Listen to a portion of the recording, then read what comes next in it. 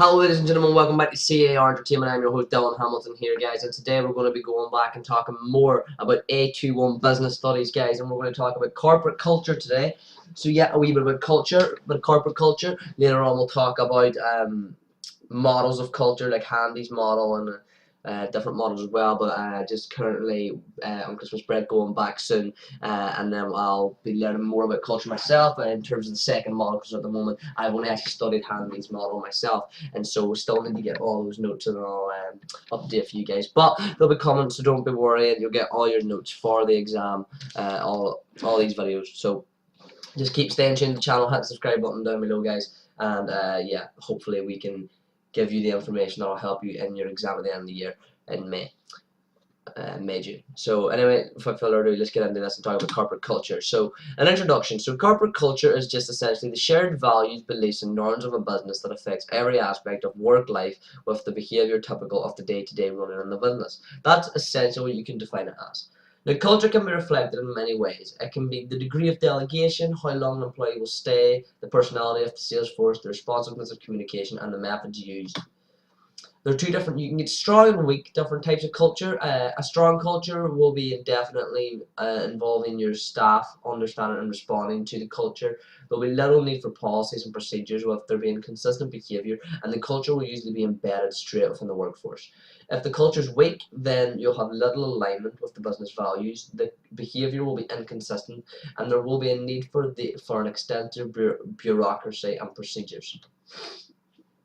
There'll be different evidence and issues of corporate culture that occur within a business. So, for example, the evidence of corporate culture in a business will be through the aims of the business, the behaviour of staff, the senior management's attitude to risk, and the recruitment and training procedures. The issues of corporate culture is that the individual staff's behaviour towards team working means they can achieve personal, career and or business objectives. The individual staff's attitude to working in a business to secure a competitive advantage, and the attitudes to risk by key staff can affect the change of success in the changing environment. So the different types of culture then, and the first one is centralized or leader-centric, and this is whenever the leader sets the culture as they have a great influence and initial values and the principles are instilled within the business.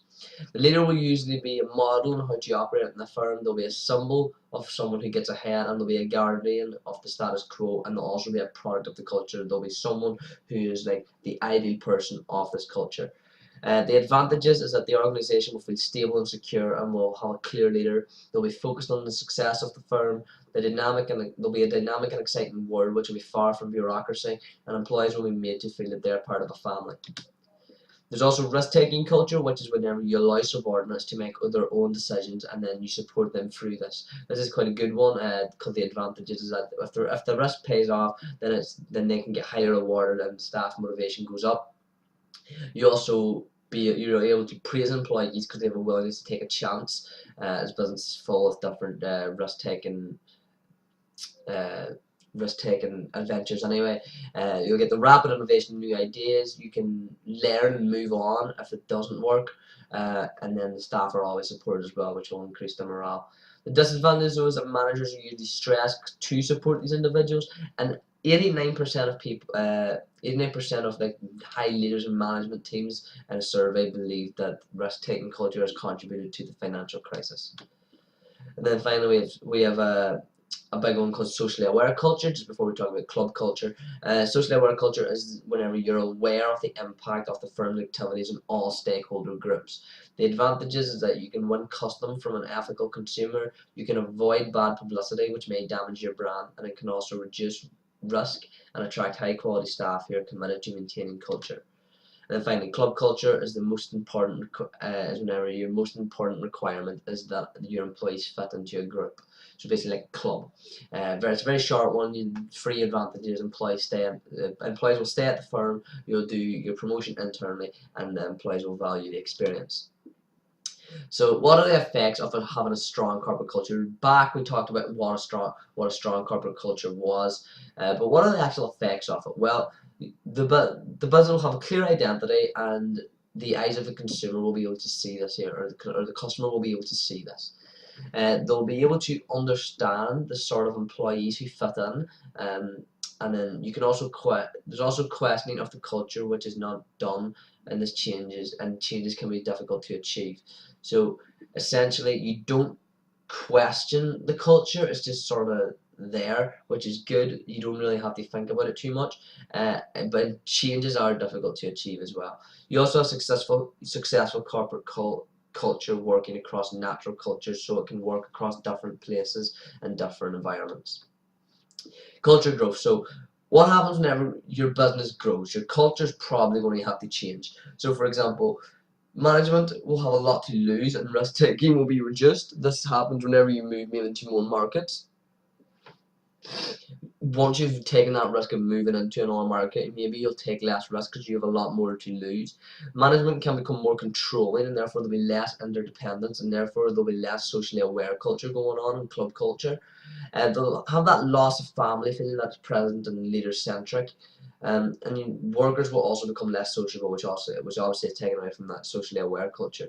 Management are less supportive of employees, which is taking away the risk taking, of course, and there's obviously less teamwork as well because of that.